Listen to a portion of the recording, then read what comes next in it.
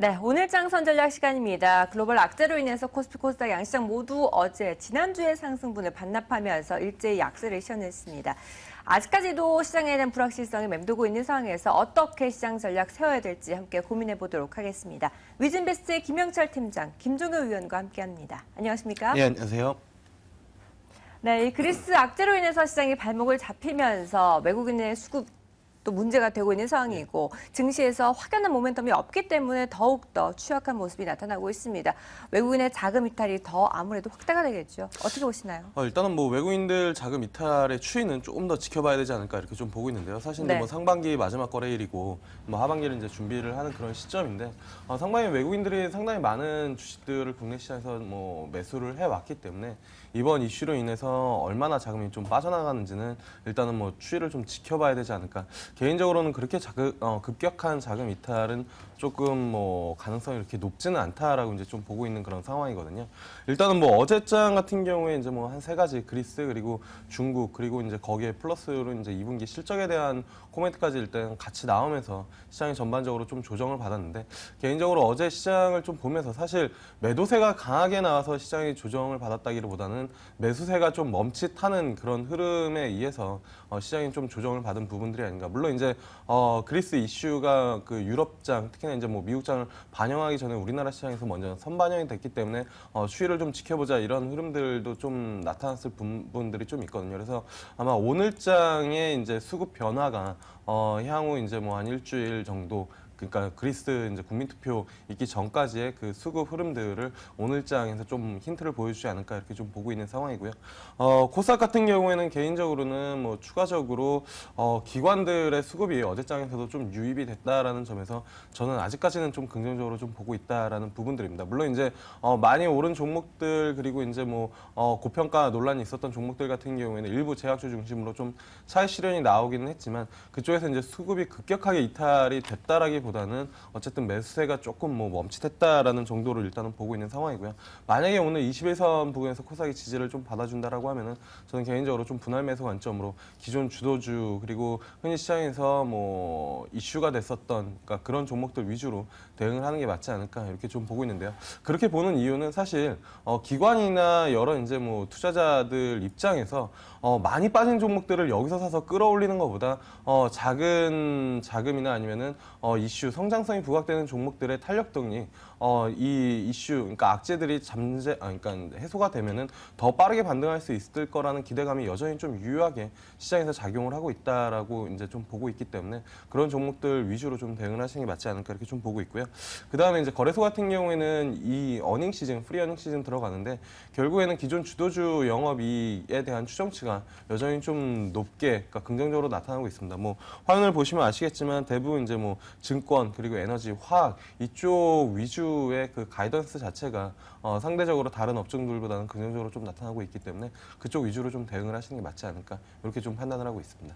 네, 외국인의 자금 이탈이 급격하게 나타나지는 않을 것으로 판단을 하고 있습니다. 조정이 올 때 기존의 주도주 중심으로 다시 매수 접근해보자라는 전략까지 제시해 주셨는데요. 이제 2분기 실적 시즌도 도래를 하면서 실적이 좀 나아진다면 다시 추세가 상승으로 전환이 될 가능성도 있겠죠. 글쎄요, 뭐 그렇게 가기에는 좀 시간이 걸리지 않을까라고 보고 있는데요. 일단 외국인들이 지금 우리 시장에 대해서 매수 탄력을 줄인 게 그리스 때문인가요? 전 그렇게 보지 않습니다. 이미 2월 초반부터 둔화되고 있었거든요. 그래서 왜 매수를 둔화시켰는가를 보면 그리스 문제가 아니라 우리 시장의 성장 동력 자체가 떨어지고 있다는 게 문제죠. 한국의 성장률 뭐 3% 안 될 가능성이 높죠. 뭐 최경환 부총리가 온갖 노력을 다해서 뭐 3% 맞춰보겠다라고 했지만 뭐 추경 25조 쏟아부어서 3% 정도의 성장률이 될 정도의 상황이면 글쎄요, 뭐 추경 안 쏟아부어도 되지 않을까요? 그래서 제가 보기엔 뭐 추경이 문제가 아니라 우리나라의 성장률 자체가 둔화되고 있다는 것에 좀 더 무게를 둬야 될 것 같고요. 그 다음에 외국인들도 우리나라에 들어와 있는 외국인들 중에 좀 투기적인 외국인들이 꽤 있기 때문에 성장주에 베팅한 외국인들이 굉장히 많았다라는 거죠. 어제도 지금 장 초반의 흐름을 보시면 외국인들의 화학업종에 대해서는 적극적인 매수를 보였는데요. 그 화학주 매수의 전부가 아모레퍼시픽과 LG생활건강 두 종목에만 집중되는 양상이었습니다. 그러니까 외국인들도 뭐 지금 우리 시장의 일부 종목에 미쳐 있는 건 마찬가지라는 거죠. 그러면 우리 시장에서 빠져나갈 때 전체적으로 빠져나갈까? 저평가되어 있는 IT나 자동차까지도 전부 다 버리면서 빠져나가는 그런 극단적인 상황은 저는 안 나타난다라고 보고 있습니다. 그렇다면 외국인들이 빠져나가는 과정에서 전체 시장에서 이탈하는 것이 아니라 그동안 과하게 사들였던 화장품이라든지 제약주 이런 쪽에서 빠져나갈 가능성이 높다라고 보고 있기 때문에 저는 뭐 개별 종목의 위험이 좀 커지는 상황. 그래서 외국인들의 전반적인 수급은 아마 많이 올랐던 종목 중심으로 차익 실현 물량이 강하게 나올 가능성이 있다라고 보고 있습니다. 네, 그리스만 문제가 아니라 내부적인 문제도 안고 있습니다. 외국인들 중심으로 성장주에 베팅하는 모습이 최근에 나타났고 그로 인해서 그런 종목들 중심으로 다시 매물이 출회될 가능성도 있다라고 분석을 하고 계십니다. 자, 어쨌든 시장 분위기는 험해지고 있습니다. 경기 민감주라고 일컬을 수 있는 조선업종 중심으로도 급락세가 두드러지고 있는데요. 대우조선해양 같은 경우에는 이미 신저가를 기록하는 모습이고 줄줄이 하락세를 면치 못하고 있습니다. 어떻게 보시나요?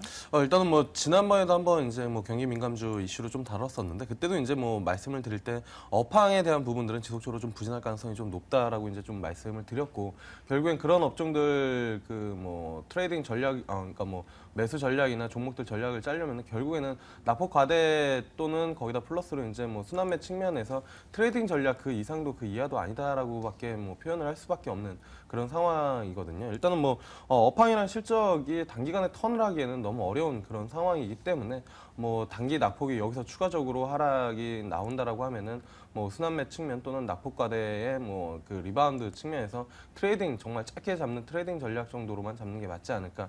뭐 현대중업 기준으로 한 10만 원 정도 수준이면은 그런 전략이 좀 유효하지 않을까. 왜냐하면 이 앞전에 뭐 작년 11월 그리고 올해 한 1월, 2월 이때도 한 10만 원 부근에서는 리바운드가 좀 나아졌기 때문에 시장에서 어쨌든 10만 원 정도는 가격적인 합의가 좀 있는 가격대다. 그 부분들을 좀 본다라고 하면 그렇게만 좀 전략을 짜시는 게 맞지 않을까 이렇게 좀 보고 있습니다. 네, 조선주들에 대해서는 단기 트레이딩 관점의 전략을 제시해 주셨습니다. 자, 그 반면에 코스닥 시장에선 양호한 흐름을 보이는 종목이 있습니다. CJ ENM인데 신고가를 경신하면서 이제 8만 원을 앞두고 있어요. 올해 초와 비교했을 때 거의 2배 가까이 주가가 급등을 한 것인데 앞으로도 추가 상승 가능할까요?